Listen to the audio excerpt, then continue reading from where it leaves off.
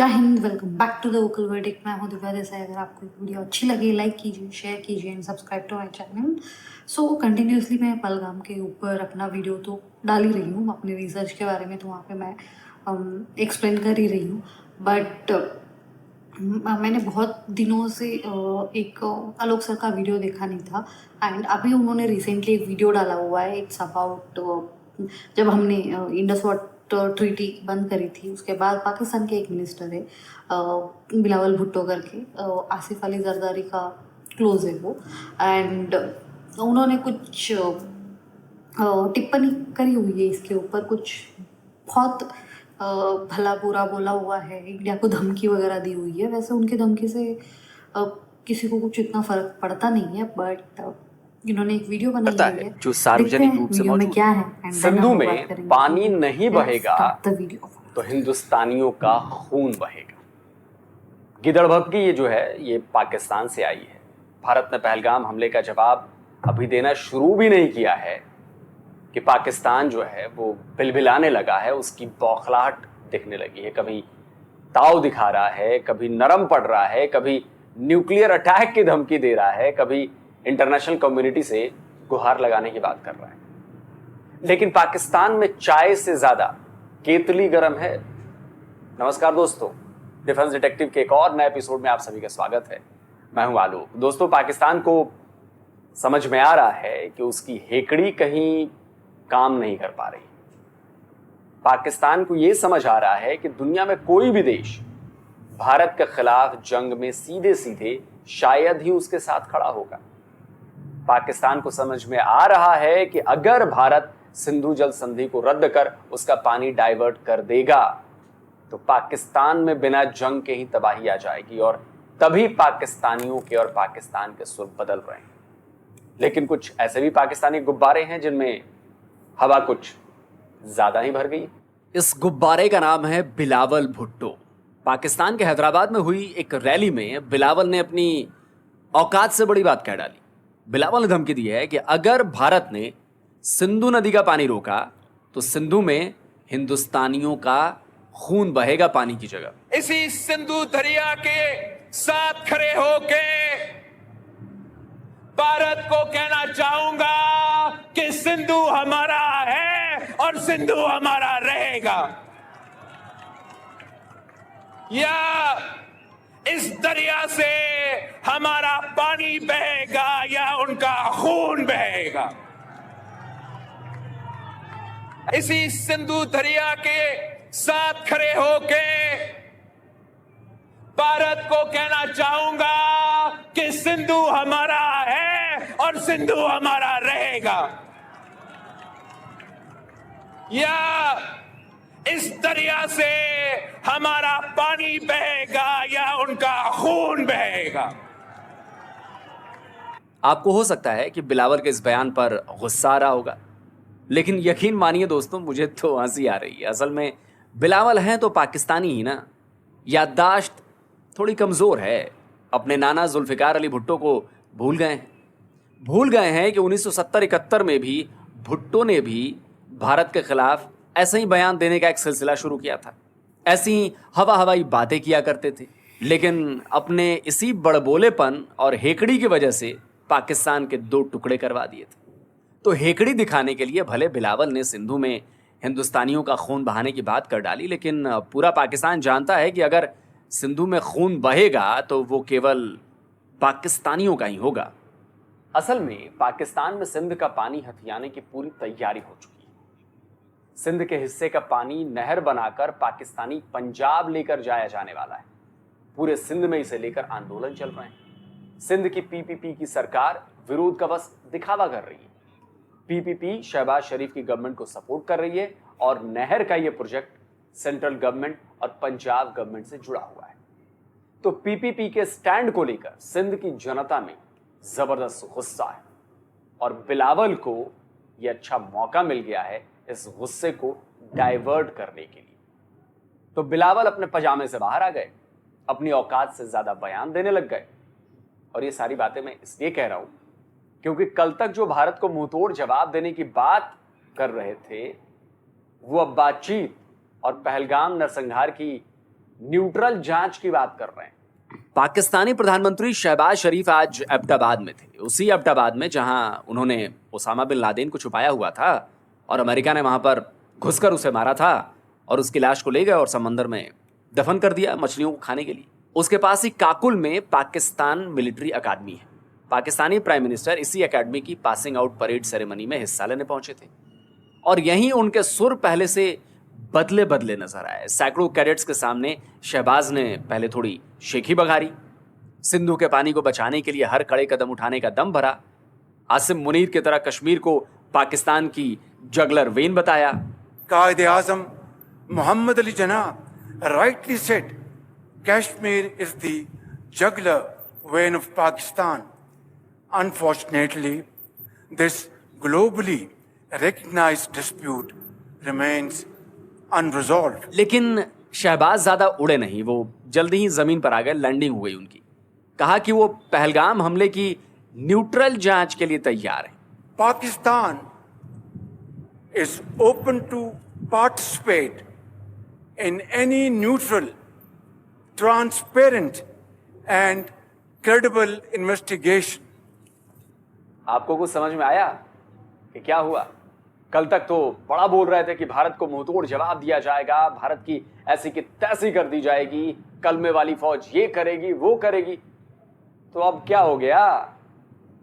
कल तक तो पाकिस्तान से न्यूक्लियर हमलों की बात कही जा रही थी, कहा जा रहा था कि भारत ने पानी रोका तो डैम उड़ा देंगे। तो अब क्या हो गया मियां शहबाज शरीफ? यह है खौफ, और खौफ बस इतना ही नहीं है। भारत ने पाकिस्तानी आतंकवाद का जवाब देने के लिए 1960 की सिंधु जल संधि को अपना हथियार बनाया है और दुनिया को पता है कि अगर भारत ने सिंधु, चेनाब और झेलम का पानी रोक दिया तो पाकिस्तान तबाह हो जाएगा। पाकिस्तान को 80% पानी सिंधु रिवर सिस्टम से ही मिलता है। पाकिस्तान सिंधु नदी के नेटवर्क पर पूरी तरह से आश्रित है। यह पाकिस्तान की खेती की रीढ़ है। पाकिस्तान की 68% आबादी इसी नदी पर निर्भर करती है। अगर भारत ने इस पानी को रोकना शुरू कर दिया तो सोचिए इसका सीधा असर न केवल पाकिस्तान की करोड़ों करोड़ जनता पर पड़ेगा, बल्कि पाकिस्तान की खेती भी बुरी तरह से प्रभावित हो जाएगी। पाकिस्तान की 16 मिलियन हेक्टेयर जमीन की सिंचाई इंडस रिवर सिस्टम से होती है। अगर सिंचाई नहीं हुई तो खेती पर सीधा असर पड़ेगा और पाकिस्तान में खाद्यान्न संकट पैदा हो जाएगा। इस नदी पर पाकिस्तान के 237 मिलियन लोग निर्भर करते हैं। सोचिए कि अगर इसका पानी रोक दिया जाए तो पाकिस्तान में क्या होगा। इन नदियों के किनारे बसे कराची, लाहौर और मुल्तान जैसे शहरों पर भी बुरा असर पड़ेगा।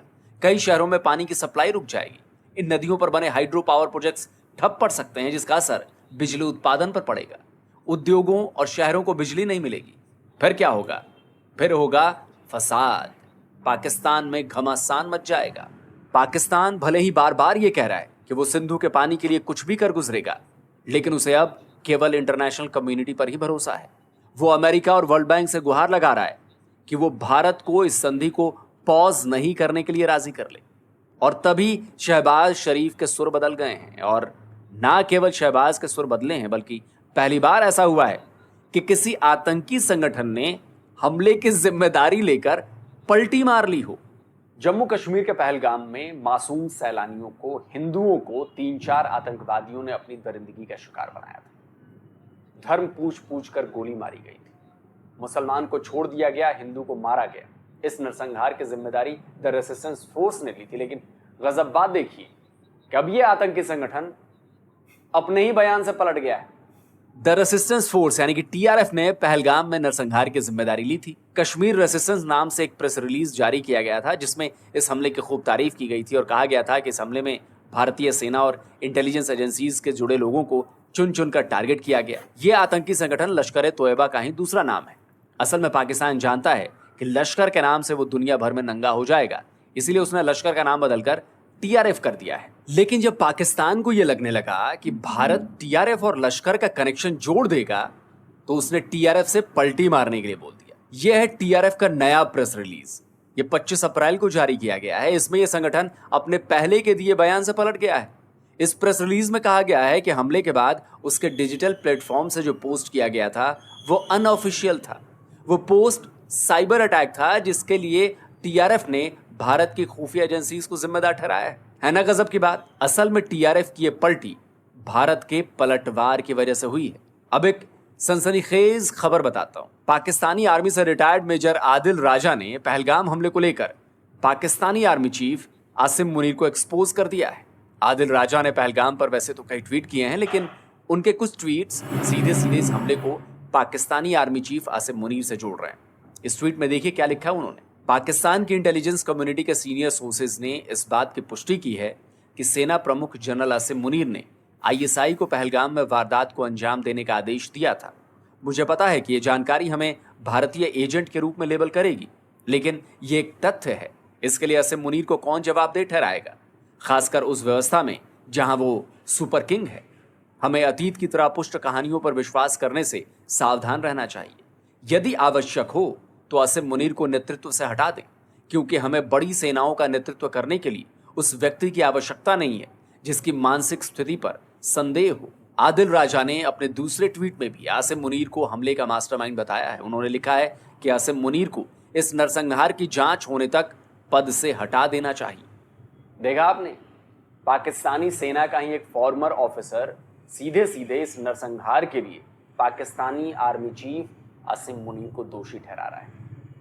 इस बात में दम इसलिए भी है क्योंकि 15 अप्रैल को ही ओवरसीज पाकिस्तानी कन्वेंशन में जनरल आसिम मुनीर ने भारत को खुलेआम धमकी दी थी और कुछ ही दिनों बाद पहलगाम में इस खूनी खेल को अंजाम दिया गया। ये साफ बताता है कि मुनीर का बयान और पहलगाम का कत्लेआम अलग नहीं है, बल्कि आपस में जुड़े हुए हैं। दोस्तों, पाकिस्तान भारत में खूनी खेल को अंजाम देकर खुश है, बेगुनाहों का खून बहाकर उसे मजा आ रहा है, लेकिन कहते हैं ना कि कर्म का फल तो यहीं भुगतना पड़ता है। बागी बलोचों ने क्वेटा में फ्रंटियर कोर के काफिले पर जबरदस्त हमला किया। रिमोट कंट्रोल से उन्होंने धमाका करके एफसी की एक गाड़ी उड़ा दी है। बीएलए का दावा है कि इस धमाके में 10 फौजी मारे गए। हालांकि पाकिस्तान इस हमले में एफसी के 14 जवानों के मारे जाने की बात कबूल कर रहा है। देखिए, अब यह तय है कि पाकिस्तान इसका ठीकरा भारत पर फोड़ने की कोशिश करेगा। जरा सोचिए, जिस तरह से पाकिस्तान के डिप्टी प्राइम मिनिस्टर और फॉरेन मिनिस्टर इशाक डार ने पहलगाम के आतंकवादियों को फ्रीडम फाइटर कहा था, अगर भारत की तरफ से कोई मिनिस्टर क्वेटा के इस ब्लास्ट पर वैसा ही बयान दे डाले तो क्या होगा? पाकिस्तान को तो ऐसी मिर्ची लगेगी कि पूछिए मत। खैर, मैं तो बस इतना जानता हूं कि पाकिस्तान के हर पाप का हिसाब होगा, उसके हर नापाक हरकत का जवाब दिया जाएगा और सिंधु जल संधि को रोककर भारत ने इसकी शुरुआत भी कर दी है। अब जवाब पाकिस्तान और पाकिस्तानियों को देना है कि वो क्या करेंगे। हमने तो एक्शन ले लिया, आप सिर्फ हवाई बातें करते हैं। कुछ ठोस करके दिखाओ पाकिस्तान। दोस्तों, आज का वीडियो आपको कैसा लगा कमेंट करके अपनी राय जरूर दें, और जिन दोस्तों ने अभी तक डिफेंस डिटेक्टिव को सब्सक्राइब नहीं किया है तो चैनल को सब्सक्राइब करिए और बेल आइकन जरूर प्रेस करिए, ऑल नोटिफिकेशन ऑन करिए, जिससे हमारे द्वारा अपलोड किए गए हर वीडियो की जानकारी आप तक फौरन पहुंच जाए। जल्दी मिलता हूं एक और नए वीडियो के साथ। नमस्कार, जय हिंद। वीडियो ख़त्म हो गई, वीडियो देख ली। इसमें से बहुत सारी चीज़ें हैं जो मैंने पहले बोली हुई थी मेरे पहले वीडियो में। उसमें से इंडस वाटर ट्रीटी के जो रेपरकशन है, जब अगर हम लोगों ने अभी पानी बंद कर दिया है तो उसके बाद पाकिस्तान के ऊपर क्या सिचुएशन होगी, मैंने ये सब चीज़ें मेरे वीडियो में बताई थी। And one more thing, the last thing was Adil Raja, जो फॉर्मर आर्मी ऑफिसर है, उनके बारे में मैंने मेरे वीडियो में बताई थी। मैं यहाँ पे एक बात मैं क्लियर कर दूँ, वो मुझे लगता है वो पाकिस्तान में रहते नहीं है, इसलिए इतना खुलकर बोल रहे हैं वो, वरना इतना खुल के आर्मी ऑफिसर के मतलब आसिम मुनीर के बारे में बात करना वहाँ पे बहुत मुश्किल है। आई एम 100% श्योर कि ये कहीं ऑस्ट्रेलिया, कनाडा, इधर उधर कहीं रहते होंगे, इसलिए वो इतना खुल के बात कर रहे हैं। But still he is spilling the fact. ऐसा नहीं है कि वो झूठ बोल रहे, ये तो सच ही है। और coming back to the fact जो बिलावल भुट्टो ने बोला, देखिए बिलावल भुट्टो को इतना कोई सीरियसली नहीं लेता है। बाय द वे, यहाँ पे क्या इंडिया में छोड़ दीजिए, पाकिस्तान में उसको कोई सीरियसली नहीं लेता है। बट स्टिल जिस तरह से उसने बोला है कि खून बहेगा, हम लोग वो डैम तोड़ देंगे, बम फोड़ेंगे, न्यूक्लियर, वहाँ पे जैसे ही इंडिया ने इंडस वाटर ट्रीटी ख़त्म कर दी, सस्पेंड कर दी, तो वहाँ पे शुरू हो गया कि न्यूक्लियर फोड़ेंगे। मैंने लास्ट में मेरे कल के वीडियो में बोला था, इन लोगों का दिमाग घुटने में है, कुछ भी हो जाए न्यूक्लियर फोड़ने की बात कर देते हैं। इनको कुछ और आता नहीं है, इनको ये नहीं समझ में आता है। वैसे मैंने ये भी बोला था कि ये सिर्फ खुद को बहलाने के लिए ही है, ऐसा कुछ नहीं कि वो हमें धमकी दे रहे हैं, वो खुद को धमकी दे रहे हैं और खुद को ही बहला रहे हैं। और यहाँ पे मज़े की बात वो थी जहाँ पे टीआरएफ ने अपना प्रेस रिलीज़ किया। उन्होंने पहले रिस्पॉन्सिबिलिटी ली थी, उन्होंने बोला कि हम लोग इंडियन जो गवर्नमेंट है, इंडियन जो रॉ है, इंटेलिजेंस है, उन लोगों ने हमारे सोशल मीडिया को हैक किया, वहाँ जाके इंफॉर्मेशन दिया कि हमने रिस्पॉन्सिबिलिटी ली है। अब उन्होंने प्रेस रिलीज़ किया हुआ है, प्रॉपर प्रेस रिलीज़ जैसे कुछ कुछ देश करते हैं वैसे प्रेस रिलीज़ किया हुआ है। उसके ऊपर उन्होंने ये बोला है कि इस इंसिडेंट का या फिर ये जो भी साइबर अटैक हुआ है इसका वो लोग ऑडिट करेंगे। मतलब गजब है, टेररिस्ट भी अभी ऑडिट करेंगे, टीआरएफ अभी ऑडिट करेगा। टीआरएफ कुछ और नहीं है, it is nothing but a body of Lashkar Taiba, nothing else. तो वो लोग अभी ऑडिट करेंगे एंड आप ऑडिट करते बैठ जाओ। हमारे यहाँ पे दिवाली शुरू हो चुकी है। मैंने एक इंस्टाग्राम की स्टोरी डाली हुई थी, बहुत ज़्यादा लोगों को तकलीफ़ हुई है उस चीज़ से, but it is what it is. And आज मैंने जो इंस्टाग्राम की स्टोरी डाली उसके ऊपर भी बहुत ज़्यादा तकलीफ़ है। Again it is what it is. You chose to be in India, then you have to accept this. And कुछ चीज़ें हैं जो इस टॉपिक से हटके है, वो है टॉपिक से हटके नहीं है, इट जस्ट दैट कि इंटरलिंक्ड है, डायरेक्टली लिंक नहीं है। तो एक चीज़ है जो लास्ट आलोक सर ने बोला कि बीएलए वालों ने अटैक किया और 10 लोगों को उड़ा दिया है। ये बात मैंने भी देखी थी, बीएलए वालों का शायद इंस्टाग्राम का अकाउंट था, वहाँ पे उन्होंने डाला हुआ था, नहीं नॉट इंस्टाग्राम, ट्विटर अकाउंट था, वहाँ पे उन्होंने डाला हुआ था। तो ये चीज़ मैंने भी देखी है। एंड वन मोर थिंग, 2 दिन से सब लोग न्यूक्लियर मार देंगे, बम फोड़ देंगे, ये फोड़ देंगे, सब बोल बोल बोल बोल बोल बोल के गला सूख लिया इन लोगों ने, गधे के बच्चों ने। पता नहीं सडनली क्या हो गया, अब आ गए अपनी औकात पे। इसको बोलते हैं औकात पे आना। औकात पे आ गया, आप बोल रहे कि हम लोग इन्वेस्टिगेशन, ट्रांसपेरेंट इन्वेस्टिगेशन के लिए सपोर्ट करेंगे। आप देखिए, एक चीज़ है, हम लोगों ने अभी आप लोगों को प्रूफ देना बंद ही कर दिया। हमने 26/11 का प्रूफ दिया था, आपने माना? आपका जज शायद कोई तो था उस टाइम पे, चीफ जस्टिस या जज जो भी था कोर्ट का, उसने बोला ये लिटरेचर है। तो हम लोगों ने आप पुलवामा का दिया था। आई गेस आपके वहाँ के लोग भी आए हुए थे यहाँ पे इन्वेस्टिगेशन के लिए। तो हम लोगों ने आपको जब देना था तब दे दिया, आप लोगों ने माना नहीं, उसके ऊपर कोई एक्शन नहीं लिया। तो ठीक है, हम लोग अभी आपको प्रूफ नहीं देंगे, हम ठोकेंगे, आप ठुकवा लो, सिंपल। एक और चीज़ है, मैं बहुत ज़्यादा देख रही हूँ आज ट्विटर, इंस्टाग्राम, हर जगह पे, जहाँ पे ये लोग इंडियन आर्मी या गवर्नमेंट पे सवाल उठा रहे हैं। आप लोग गवर्नमेंट में जितना सवाल उठाना है उठा लो, I am not interested in that. And Indian army पे सवाल उठा रहे, ये कुछ नहीं कर सकते, वो पता नहीं, बहुत चीज़ें बोल रहे हैं। तो मैं उनको बता दूं, जिस दिन होगा तब उस दिन मुँह छुपाने के लिए लायक नहीं बचोगी। तो अब के लिए अपना मुंह बंद कर लो। जिस दिन इंडियन आर्मी घुसेगी, वो घुस चुकी है, by the way, for your kind information, वो घुस चुकी है। और जिस दिन वो ठोकेंगे, जिस दिन वहाँ से चीखें आएगी, वो चीखें सुनने के लिए आपको ज़िंदा रहना ज़रूरी है। तो अपना मुंह छुपा के रखो अभी के लिए, आप अभी के लिए मुंह बंद करके रखो। खुद के आर्मी पे इतना भी क्वेश्चन मत उठाओ। जिस दिन वो आर्मी घर पे आके बैठेगी, तुम्हारे नाम पे क्वेश्चन पड़ जाएगा। एंड वन मोर थिंग, और कुछ बहुत भलते चीज़ें चल रही है, बहुत फालतू चीज़ें हो रही है। जो एक कर्नाटक में हुआ था और एक उड़ीसा में हुआ था शायद, कि कुछ लोगों ने पाकिस्तान का झंडा ज़मीन पे रखा हुआ था एंड कुछ लेडीज़ ने आके उसको उठा दिया, ये सोच के कि वो इस्लाम का झंडा है।